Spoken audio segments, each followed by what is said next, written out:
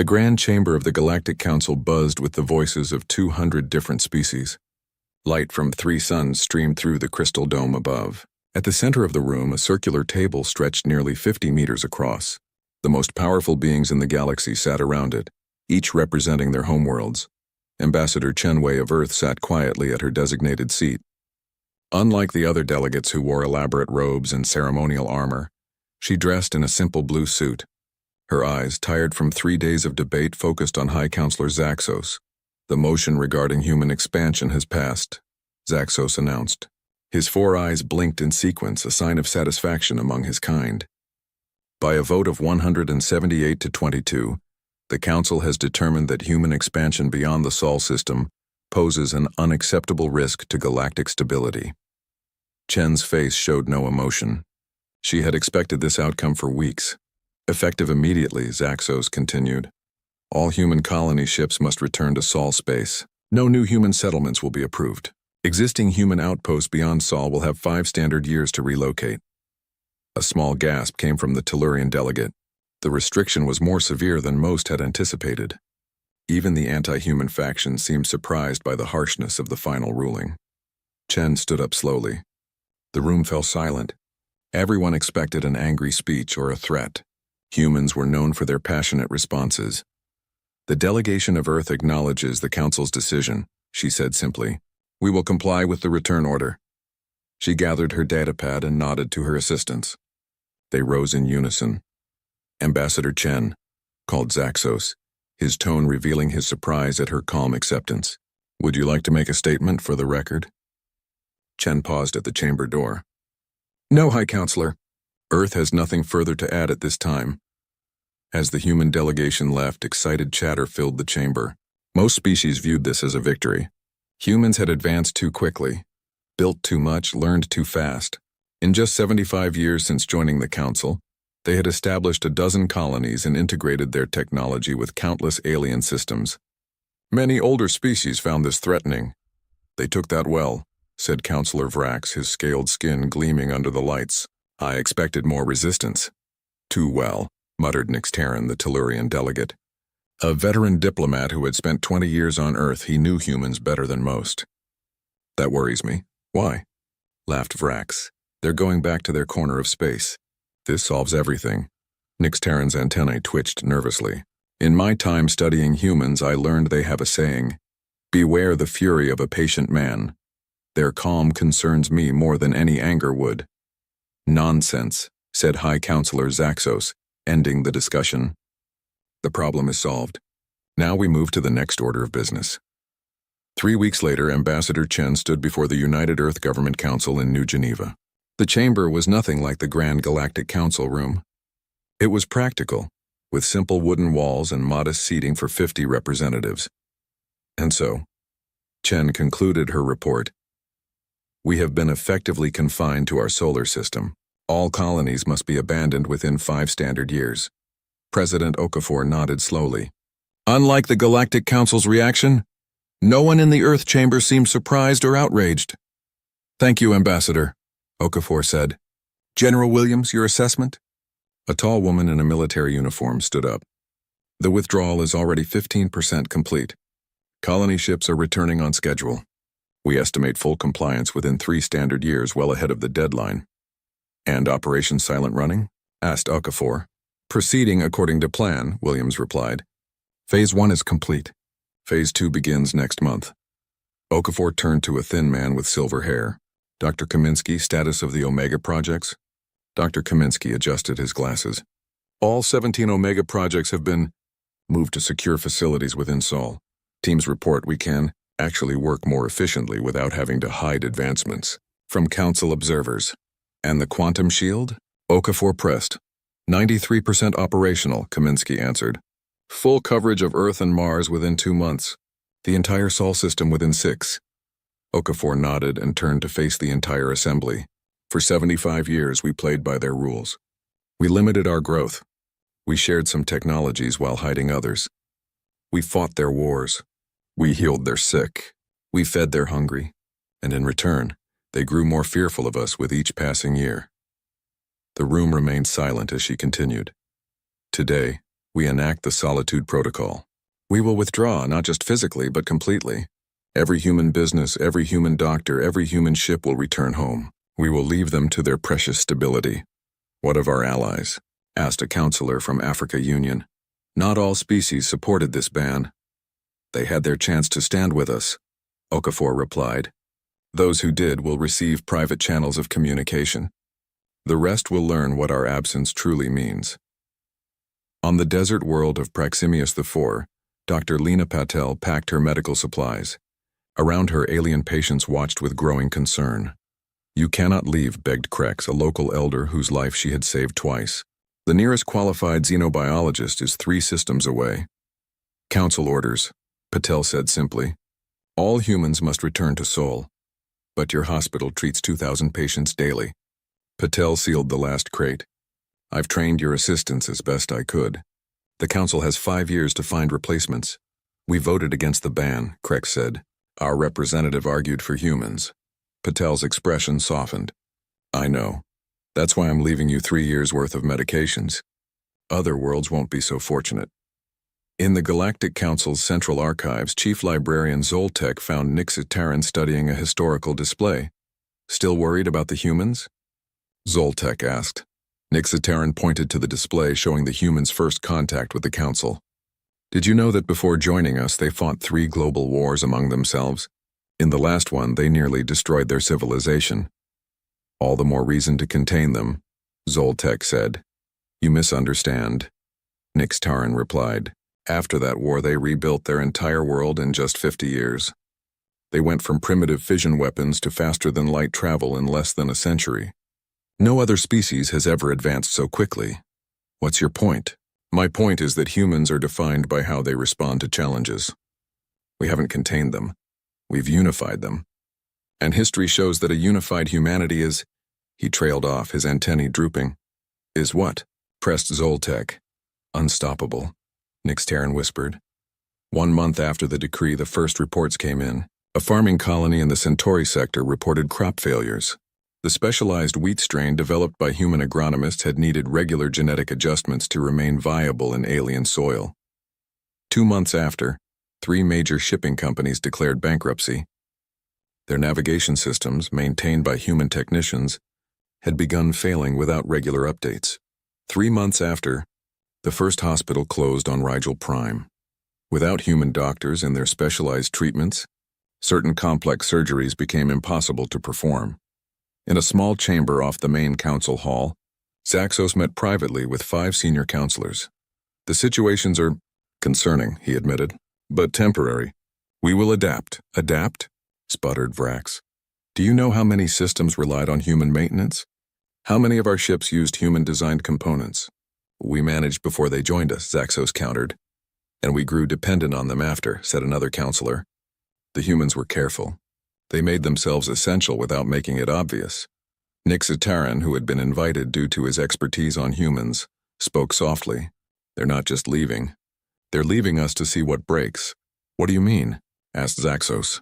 In human history, Nixitaran explained, when they felt unappreciated, workers would sometimes perform what they called a slowdown or work to rule. Not a rebellion, just doing exactly what was required and nothing more. Soon their value became clear. You think this is some kind of demonstration?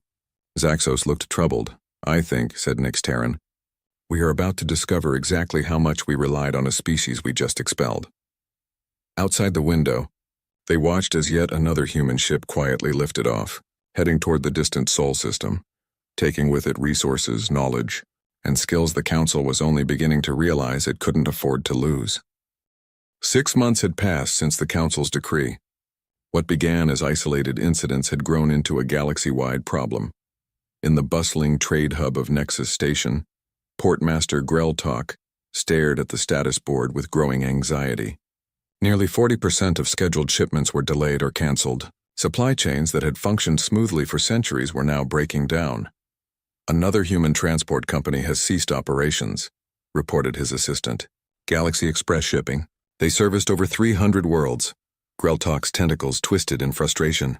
What about their ships? Their routes? Can't someone else take over? Their ships returned to Sol, the assistant explained. and their navigation data was proprietary. Without their continuous updates, the routes through the Cygnus Nebula are too dangerous to attempt, so the entire Cygnus sector is now cut off. Effectively, yes, at least until new routes can be mapped. Greltok sighed. How long will that take?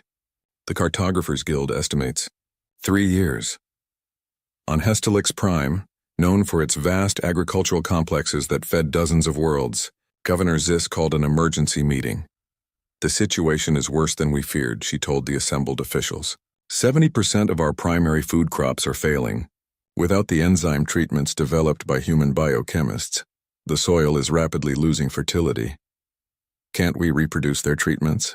Asked a local scientist. We've tried, Zis replied. The formulas they provided were simplified versions. The humans kept certain key components secret, claiming patent protection under council law. How convenient, muttered an official. It was entirely legal, Zis said sharply. We accepted their terms because their products worked better than anything else available. Now we're paying the price for that dependence. What about food reserves? Someone asked. Enough for 8 months, Zis answered. After that, we'll need emergency shipments from other agricultural worlds, most of whom are facing similar problems, added another voice. The room fell silent as the implications sank in. In the Council Medical Center on Rigel Prime, Chief Physician Noor stood before rows of suspended animation pods. Each contained a patient with conditions too complex for current treatment. 643 patients, she told the visiting council representative, all requiring procedures only human doctors could perform. Surely that's an exaggeration, the representative said. Humans haven't been the only doctors in the galaxy. No, but they were the best at certain specialties, Noor explained, particularly neural reconstruction and genetic repair. Their unusual biology gave them insights other species lacked. And these patients? In stasis until we either develop alternative treatments or… Noor left the sentence unfinished. The representative looked uncomfortable. The council is working to address these healthcare gaps. Good, Noor said coldly. Perhaps start with explaining to these families why their loved ones must wait, because we sent away the only doctors who could help them. On the Galactic Council's central world, Harmonious Unity, High Counselor Zaxos reviewed the growing list of crises. Each day brought new reports of systems failing, supplies dwindling, or technologies malfunctioning without human maintenance. How did we not see this coming? He asked Nixitaran, who had become his unofficial advisor on human matters. We saw only what threatened us, Nixitaran replied. Their military capabilities, their rapid expansion, their unconventional thinking. We didn't see how deeply they had integrated into our society. Was it deliberate? A plan to make us dependent on them? Nixitaran's antennae swayed thoughtfully. Not exactly. Humans naturally solve problems. They see inefficiency and fix it. They encounter obstacles and overcome them. Over 75 years, they simply did what comes naturally to them. They improved things. And now? Now we learn which of those improvements were essential. Their conversation was interrupted by a junior counselor rushing into the chamber. High Counselor, urgent news from the Proxima monitoring station, the aide said breathlessly. They've detected massive energy signatures from Sol system, more powerful than anything we've recorded before. Zaxos frowned. Military preparations? Unknown. The readings don't match any weapon signatures in our database. Send a probe, Zaxos ordered.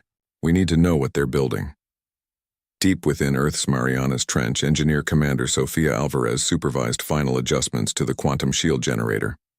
Similar installations dotted Earth's oceans and were positioned throughout the solar system. Power flow stable at 87%, reported a technician. Harmonic resonance within acceptable parameters. Good, Alvarez said. Synchronize with the lunar array and begin Phase 3 testing. On her monitor, a simulation showed a web of energy gradually enveloping Earth, then extending outward toward the orbit of Mars. President Okafor's voice came through her communicator. Progress report, Commander? On schedule, Madam President. The SHIELD network will be fully operational within 2 weeks. Excellent. And the space-time distortion effect? Working perfectly, Alvarez confirmed. Once activated, the SHIELD will create a localized bubble that will make Sol system extremely difficult to detect, approach, or scan. And the Sentinel platforms? All 300 are in position. If anything does manage to penetrate the SHIELD, they'll know, Very good, Okafor said. The Council has launched a probe. Let it observe the shield construction. Make sure it gets good readings. Alvarez raised an eyebrow. You want them to see our defenses? Yes, Okafor replied. I want them to know exactly what they've pushed us to create. Back on Harmonious Unity, the Council chamber had become a scene of chaos. Representatives argued loudly over resources, emergency measures, and who was to blame for the current crisis. My world has lost 60% of its medical capacity, shouted the Regelian delegate. At least your people can eat, countered the representative from Hestalix. Our food production is collapsing. Zaxos pounded his ceremonial staff on the floor. Order, we must maintain order. As the noise subsided, Councillor Vrax spoke. Perhaps we should reconsider our position on human expansion. A murmur ran through the assembly. The decision was made, Zaxos stated firmly, for good reasons. Were they good reasons? Asked another councillor. Or were they based on fear? Before Zaxos could respond, the doors opened and a science officer entered. All eyes turned to him. Report from the Sol Probe High Counselor, he announced. We've confirmed the energy signatures. The humans are constructing some kind of massive energy shield around their entire system. Displays around the chamber activated, showing images of enormous structures in Earth orbit and throughout their solar system. Is it a weapon? Someone asked. No, the officer replied. It appears to be purely defensive. But its scale. Nothing like this has ever been built before. How could they create something so advanced so quickly? Zaxos wondered aloud. Nixtaran stepped forward. They already had the technology. They've been holding back. A stunned silence fell over the chamber. That's impossible, Vrax finally said. We monitored their development. All member species share their technological advances. They shared what they wanted us to see, Nixtaran explained. Think about it. Humans went from atmospheric flight to faster-than-light travel in less than 100 years. Did you really believe they stopped innovating at exactly the level of technology the Council possessed? You're saying they deliberately concealed their true capabilities? Zaxos looked troubled. Wouldn't you if you joined a galactic community that immediately began treating you with suspicion? Nixtaran countered. They showed us enough to be useful, but not enough to be feared. Until now, the science officer cleared his throat. There's more. The shield appears designed to create some kind of space-time distortion. Once fully activated, it could effectively remove the entire Sol system from normal detection. They're going to disappear, Nixtaran realized. Cut themselves off completely. Can we stop them? Asked Zaxos. The probe detected 300 defensive platforms surrounding the shield perimeter, the officer reported, each with enough firepower to destroy a capital ship. They're not preventing observation, but they've made intervention impossible. Zaxos slumped in his chair. So we can watch, but we cannot interfere. Exactly, said Nixtaran. Just as they had to watch us vote to confine them, unable to prevent our decision. On the distant mining colony of Ceres Beta, the last human ship prepared for departure, 200 human miners and engineers had transformed this once barren asteroid into one of the most productive rare mineral sources in the sector. Colony Director Marcus, Chen supervised as the last equipment was loaded. You're taking everything? Asked Doral, the local alien administrator. Even the automated systems? Council orders, Chen replied simply. All human technology must return to Sol. But without your mining drones, production will drop by 70%. Chen shrugged. You should have thought of that before supporting the expansion ban. We had no choice, Doral protested. Our representative answers to the mining consortium. And now the consortium will learn what human ingenuity was really worth, Chen said. He handed Doral a small data chip. Maintenance codes for the basic life support systems. Everything else goes dark in 24 hours. As Chen boarded the ship, Doral called after him. What about the defense grid? The asteroid belt has pirate activity. Chen paused at the airlock 1 year after the Council's decree. The galaxy was changing in ways few had anticipated. What began as isolated shortages and system failures had evolved into widespread instability. Admiral Krell of the Galactic Defense Force paced the bridge of his flagship. Once, the sight of the massive vessel would have inspired awe. Now nearly a third of its systems were offline, its crew reduced to skeleton numbers. Status of the Orion Border Patrol? He asked his second-in-command. 6 ships operational out of 20, Admiral. came the grim reply. The rest are grounded due to maintenance issues or crew shortages. Krell's jaw tightened. The Predaxian pirates? 3 more merchant vessels taken in the past week. Reports suggest they've acquired military-grade weapons. From where? Unknown, sir. But without regular patrols, weapons depots in the outer sectors are vulnerable. Krell stared at the tactical display. Red warning icons blinked across previously secure regions. Humans made up 15% of our force, he muttered. How did their absence create such a gap? It wasn't just their numbers, his officer explained. They served in key positions, tactical analysis, engineering, special operations. And they were innovative in ways other species weren't. Meaning? They improvised, sir. Found solutions others wouldn't consider. Without them, we're following standard protocols against enemies who are adapting. A communication officer interrupted. Admiral, emergency transmission from Outpost Sigma 9. They're under attack. Deploy response team Alpha, Krell ordered. Alpha is responding to another attack in the Centauri sector, the officer replied. All other teams are committed. Krell closed his eyes briefly. Tell Sigma 9 to hold as long as possible. Help will come when available. As the officer relayed the message, Krell knew it was a death sentence. A year ago, such an attack would have been unthinkable. Now it was becoming routine. On the commerce world of New Proxima, once the galaxy's largest trading hub, Finance Minister Lorix reviewed the latest economic projections with growing alarm. Trade volume down 62%, she told the Emergency Council. Currency values fluctuating wildly across 17 major systems. The galactic credit has lost 40% of its value in 6 months. How is this possible? Asked a council member. Humans were just one species among hundreds. A species that facilitated trade across incompatible economies, Lorix explained. Their banking networks bridged different value systems. Their insurance companies underwrote risky but essential ventures. Their merchants found markets no one else could access. Surely we can replace these functions, another counselor suggested. Eventually, yes. But their systems were integrated in ways we're still discovering. They built redundancies and fail-safes into everything. As each one fails, we find 3 more dependencies we didn't know existed. The chamber fell silent as screens displayed collapsing market values and failing businesses. There's something else, Lorix added quietly. Many of the technologies we thought were developed by various council species were actually human innovations, licensed through shell companies. What? That's illegal, protested a counselor. Not technically, Lorix explained. Council law limits how much technology a single species can control. Humans found a loophole. They licensed their innovations through companies registered to other species. Legal but hidden. How widespread is this? Lorix's expression was grim.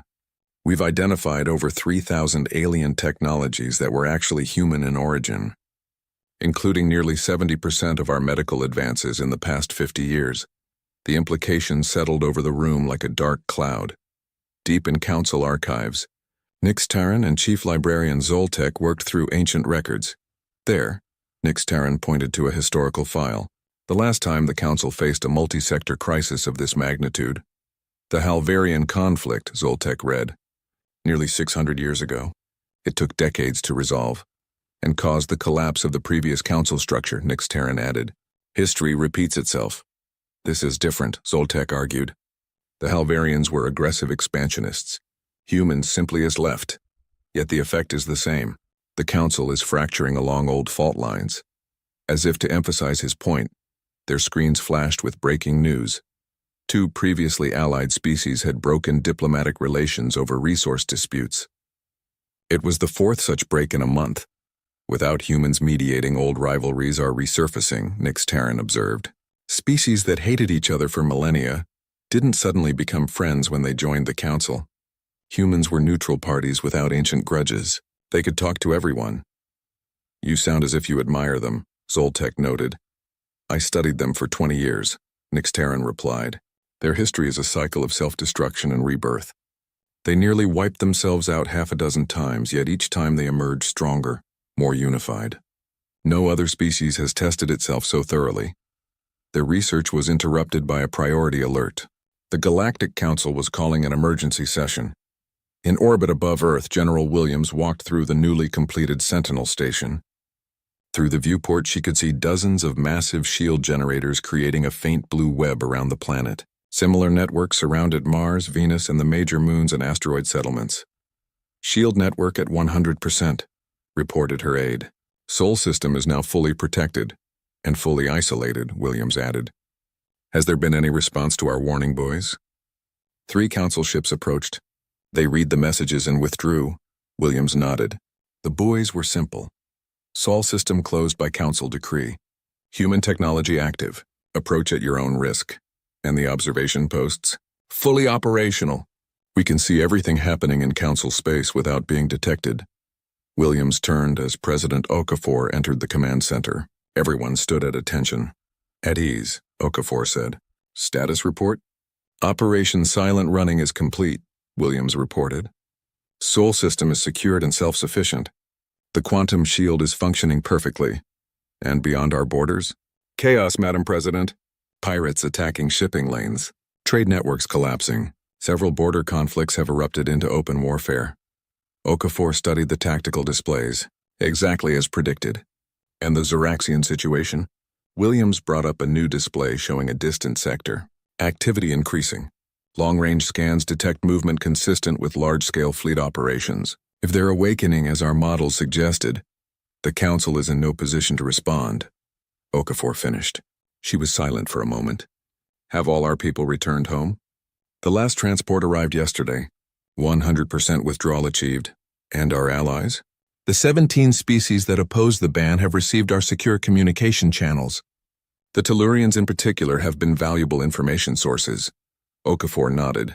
They were always the most insightful about human nature. Prepare a priority data packet for them. Include our latest Zeraxian intelligence. You think the Council will listen to warnings from the Tellurians when they ignored ours? No, Okafor said grimly. But when the crisis comes, I want the record to show they were warned. Twice. The emergency council session had been underway for 6 hours. What began as a structured meeting had devolved into open hostility between factions. My people are starving, shouted the representative from Hestelix Prime. We need emergency food shipments. With what ships? Countered another delegate. Half the transport fleet is inoperative. Perhaps if your world had maintained its own agricultural systems instead of relying on imports, suggested a third voice. Enough. High Counselor Zaxos slammed his staff down. This bickering solves nothing. We need solutions, Counselor Vrax stood. The solution is obvious. We must approach the humans and request their return. A mixture of agreement and outrage filled the chamber. Return? After we expelled them? Someone called out. They didn't wait to be expelled. Another argued. They abandoned us. Zaxos raised his hands for quiet. Counselor Vrax, are you formally proposing we rescind the expansion ban? I am, Vrax replied. Our fear of human potential led us to a disastrous decision. We must correct it, and if they refuse, their system is now surrounded by defenses we cannot penetrate. We must try, Vrax insisted, before things get worse. Before Zaxos could respond, the chamber doors burst open. A military officer rushed in. High Counselor, urgent news from the Outer Rim, he announced. The Zeraxian hive. They're on the move. A shocked silence fell over the room. Impossible, Zaxos finally said. The Zeraxians have been dormant for 3,000 years. Nevertheless, multiple monitoring stations confirm it, the officer reported. Massive energy signatures, thousands of ships emerging from their hibernation world. Nyx Taran stepped forward. The humans warned us about this. 2 years ago, their deep space monitoring detected unusual activity in the Zeraxian system. They proposed a joint mission to investigate. A mission we rejected as unnecessary, Zaxos remembered. We believed their data was flawed, or fabricated to justify military expansion, added another counselor. Nyx Taran's antennae quivered with suppressed emotion. They weren't trying to expand. They were trying to protect us, as they had been doing since they joined the council. The tactical officer cleared his throat. There's more. Boss. The diplomatic vessel Harmonious Accord approached the edge of Sol system with caution. Through the viewports, the crew could see the warning buoys floating in space, their messages clear and direct. Sol system closed by council decree. Human technology active. Approach at your own risk. High Counselor Zaxos stood on the bridge with Nix's Taran and a small delegation of council representatives. "No response to our communications," reported the ship's captain. "We've been broadcasting for 3 days. They're listening," Nix's Taran assured them. "They're just deciding if they want to answer." "The Zeraxian fleet has already destroyed 2 outposts," Zaxos said grimly. "We don't have time for games." "This isn't a game to them," Nix's Taran replied. "We're asking them to save people who rejected them." A sudden alert sounded. On the main screen, a small craft appeared, approaching from the direction of Mars. "Human vessel," the captain confirmed. "Single occupant." "Open a channel," Zaxos ordered. The screen flickered, revealing a human woman in a simple gray uniform. "This is Commander Sarah Chen of Earth Defense Forces," she said calmly. "Your vessel has entered restricted space. State your purpose." Zaxos stepped forward. "Commander Chen, I am High Counselor Zaxos of the Galactic Council. We come seeking urgent audience with your government regarding a matter that threatens all life in the galaxy." Chen's expression remained neutral. "Transmit details of this threat. If our government deems it worthy of discussion, you will receive coordinates for a meeting point." "Commander, surely you understand." "Those are my instructions, High Counselor." "Comply or withdraw. The transmission ended." "Arrogant," sputtered one of the counselors. "After we came all this way." "Cautious," corrected Nix's Taran. "Remember, the last official communication they received from us was an order confining them to this system." Zaxos nodded. "Send the Zeraxian data. All of it." 3 tense hours passed before Chen's ship reappeared. This time her message was brief. "Follow my vessel. Maintain your current speed and heading. Any deviation will be considered hostile." As they approached Earth, the council delegation gasped at what they saw. The planet was surrounded by a faintly shimmering energy field.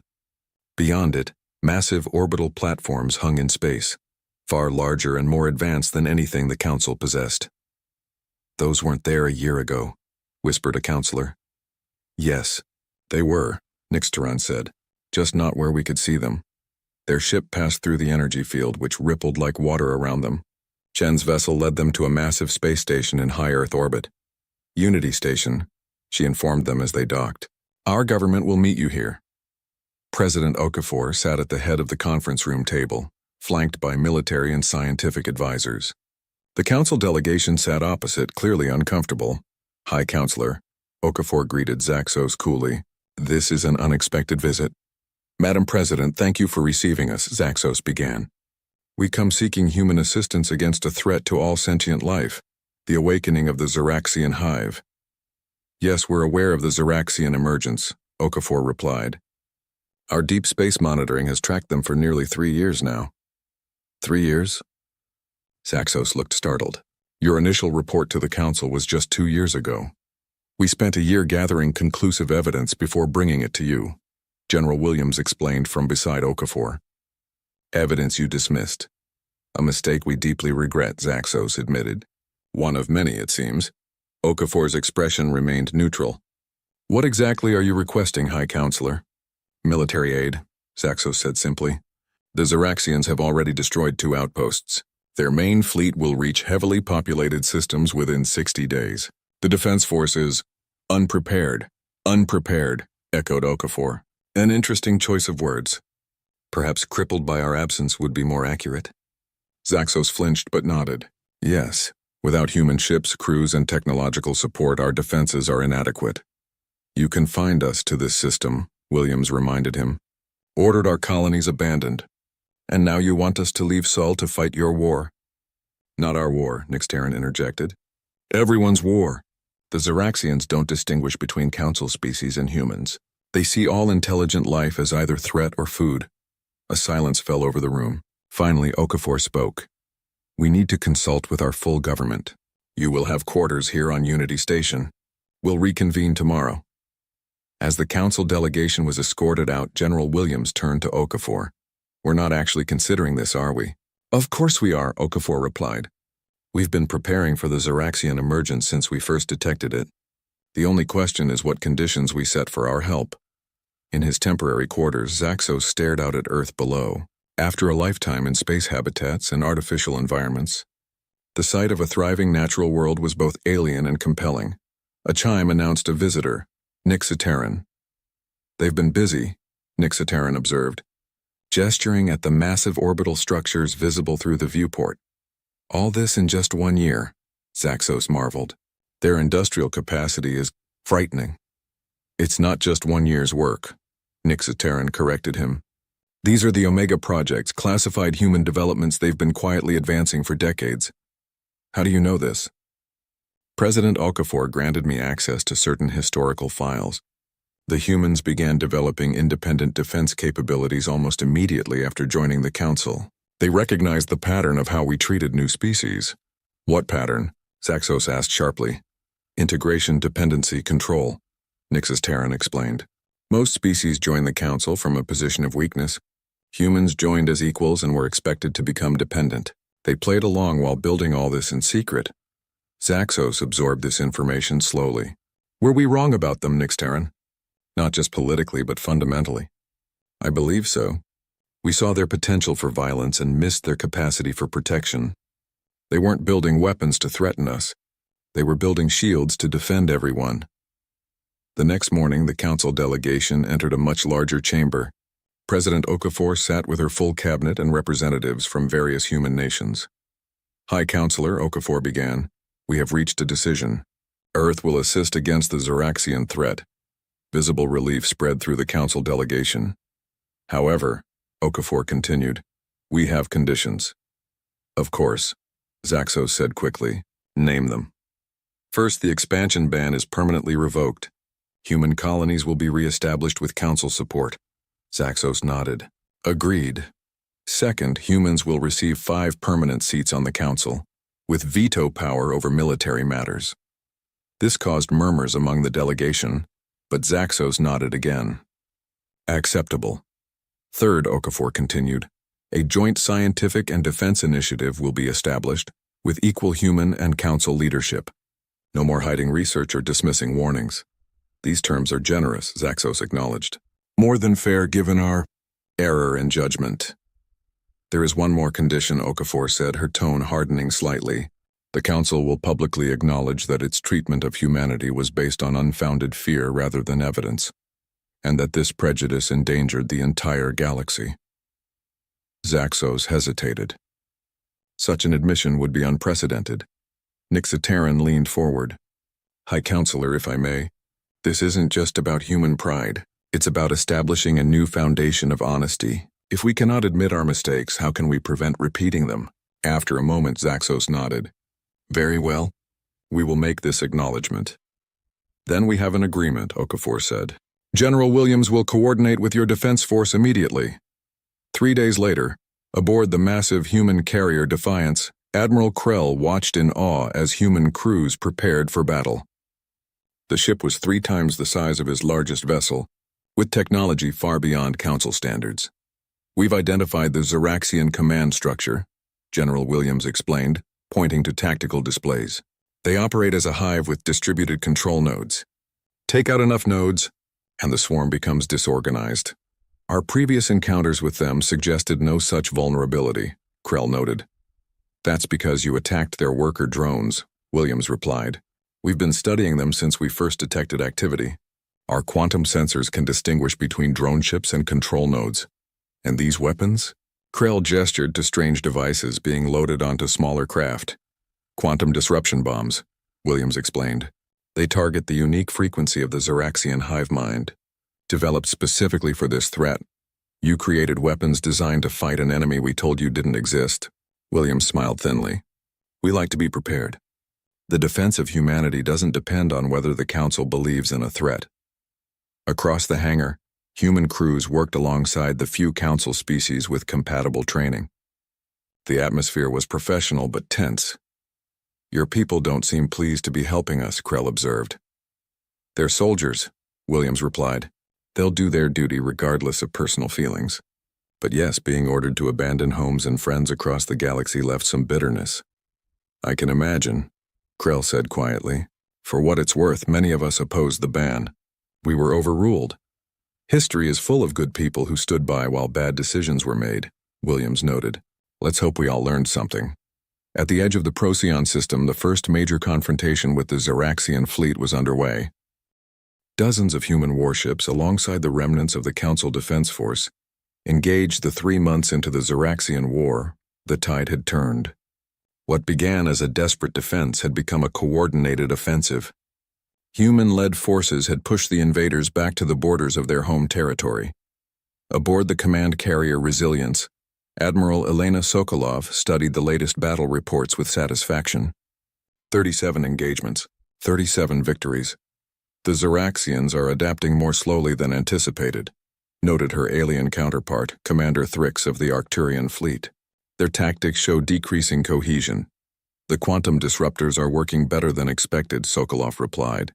Each encounter degrades their hive communication further. Thrix's compound eyes shifted, a sign of discomfort among his species. Admiral, may I speak freely? Of course. My people have served in the Defense Force for 8 generations. We prided ourselves on our tactical expertise, yet in 3 months I have learned more from human commanders than in 20 years of council service. Sokolov smiled slightly. Different perspectives have different advantages. It's more than that, Thrix insisted. The council military operated on tradition and hierarchy. Humans operate on, I don't know the right word, pragmatism, Sokolov suggested. We use what works, discard what doesn't, and aren't afraid to try new approaches. Our history forced us to adapt quickly or die. A history the council feared, Thrix observed. With reason, Sokolov acknowledged. We nearly destroyed ourselves several times. But that crucible forged something unique, a species that understands both the cost of war and the price of peace. Their conversation was interrupted by an alert. On the main display, a message appeared. The Zeraxians had requested communication. They've never attempted contact before, Thrix said, startled. Desperation changes priorities, Sokolov replied. Alert President Okafor and High Counselor Zaxos. This war may be ending sooner than expected. In the newly established Joint Council Chamber on Unity Station, representatives from human nations sat alongside delegates from major council species. The chamber's design symbolized the new relationship, a circular arrangement with no head position, all seats equal in size and prominence. President Okafor and High Counselor Zaxos entered together, a calculated show of unity. We have received a formal communication from the Zeraxian Hive, Okafor announced. They are requesting cessation of hostilities and proposing territorial boundaries. Murmurs spread through the chamber. They're surrendering? Asked a counselor. Not exactly, Zaxos clarified. They're proposing a negotiated peace. The Zeraxians have never done this in their recorded history. What changed? Someone called out. General Williams stepped forward. Our analysis suggests the quantum disruptors have done more than just confuse their tactics. They've fundamentally altered the Zeraxian hive mind structure. Meaning what exactly? Asked a human representative. Meaning individual Zeraxians are developing something like independent thought, Williams explained. The workers and drones that once functioned as pure extensions of the central consciousness are experiencing autonomy for the first time. And this is causing them to seek peace? It's causing internal conflict, Williams clarified. Some factions want to continue fighting. Others, including their new emergent leadership, recognize the war is unwinnable and are seeking terms. Okafor addressed the assembly.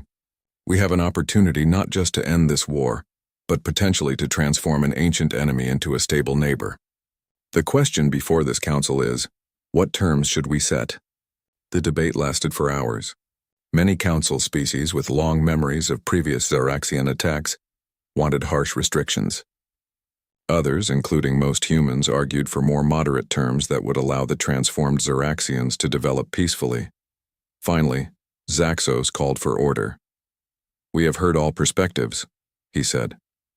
Now we must decide. I propose we accept the Zeraxian offer with 3 conditions. 1. They remain within their current borders. 2. They allow monitoring stations along those borders. And 3. They permit scientific exchange regarding their new social structure. I second this proposal, Okafor added. With one addition, we offer humanitarian aid to help them transition. If they're evolving beyond their hive structure, they'll face enormous social challenges. The vote passed with an overwhelming majority. As the session ended, Nixis Taran approached Okafor. A surprising addition, he commented, offering aid to a species that would have consumed us all. Okafor smiled. Not so surprising. Humans have a habit of helping former enemies rebuild. We've learned it leads to better long-term outcomes than punishment. The Council has much to learn from human history, Nixtaran acknowledged. And humans have much to learn from the Council's long experience, Okafor replied. That's the point of this new arrangement, combining the best of both perspectives. 6 months later, the formal treaty with the Zeraxians was signed. The galaxy entered a period of reconstruction. Human colonies were re-established, this time with Council support. Trading networks were rebuilt. Damaged worlds were restored, on harmonious unity. Now just one of several Council administrative centers rather than the sole seat of power, High Counselor Zaxos met with the human diplomatic team to finalize the new Council charter. The last provisions have been approved, Ambassador Chen informed him. Equal representation, transparent research sharing, and mutual defense obligations. A very different council than the one I've served for 50 years, Zaxos observed. Change was necessary, Chen replied. The old structure wasn't designed for genuine partnership between equals. No, it wasn't, Zaxos admitted. It was designed to maintain stability by limiting the influence of any one species. We feared change more than stagnation. And now we understand that true stability comes from adaptation, not rigid control. Zaxos looked out the window at the busy spaceport. Human ships now docked alongside vessels from hundreds of species. There is something I've wanted to ask you, Ambassador. Yes? When the Council issued the expansion ban, you left without protest. Was that planned? Did you anticipate our mistake and its consequences? Chen was silent for a moment. Not exactly. We didn't plan to leave. But once the ban was issued, we saw an opportunity to demonstrate our value through our absence. And yes, we had preparations in place for potential Council rejection. Operation Silent Running was designed years earlier. So the timing of the Zeraxian emergence, pure coincidence, Chen assured him, though a fortunate one for galactic unity. Nothing brings former adversaries together like a common threat. Zaxos nodded thoughtfully. Your people are remarkable, Ambassador. Capable of both careful planning and rapid adaptation. I understand now why the old Council feared you. And the new Council? The new Council needs you, as recent events have proven beyond any doubt. On Earth, in the historic city of Geneva, President Okafor dedicated a memorial to those lost in the Zeraxian War. Representatives from all Council species attended, a visible symbol of the new era of cooperation. Today we honor those who gave their lives defending not just their own worlds, but all worlds, she told the assembled crowd. Human and non-human alike, they fought together against extinction. Their sacrifice reminds us that despite our differences, we share a common desire to live, to grow, and to build a better future for those who come after us. After the ceremony, Okafor met privately with General Williams and several key advisors. Phase 1 of the integration plan is proceeding on schedule, Williams reported. Human technologies are being shared appropriately. Joint defense forces are establishing new protocols. The transition has been smoother than expected. The crisis created opportunity, Okafor observed. Nothing motivates cooperation like survival. Some Council species remain cautious, noted a diplomatic advisor. There's still underlying fear of human capabilities. As there should be, Okafor replied. Healthy caution is appropriate. We didn't fight for dominance, we fought for partnership. But partnership requires honest acknowledgement of strengths and weaknesses on all sides. And the Omega projects? Asked Williams. The Council has requested full disclosure of all human military technology. Okafor smiled. We'll share what's necessary for joint security. Some technologies remain under human control for now. Trust must be earned over time. They won't like that, Williams warned. They'll accept it, Okafor countered, because the alternative, facing the next crisis alone, is unthinkable after what they've experienced. 5 years later, a new educational center opened on Harmonious Unity. For the first time, young beings from all species, including humans, gathered to learn together. The building itself was a marvel of joint engineering, combining Council stability with human innovation. Nixis Tehran, now serving as the center's first director, welcomed the inaugural class. You represent the future of our galaxy, he told the diverse group. The first generation to grow up in this new era of true cooperation. After the ceremony, he gave a tour to a special visitor, former High Counselor Zaxos, now retired but still influential. Impressive, Zaxos commented as they watched students from a dozen species working together on a project. I would not have believed this possible 10 years ago. Much has changed, Nixitaran agreed, though some things remain constant. Oh? Nixitaran gestured toward a group of human students.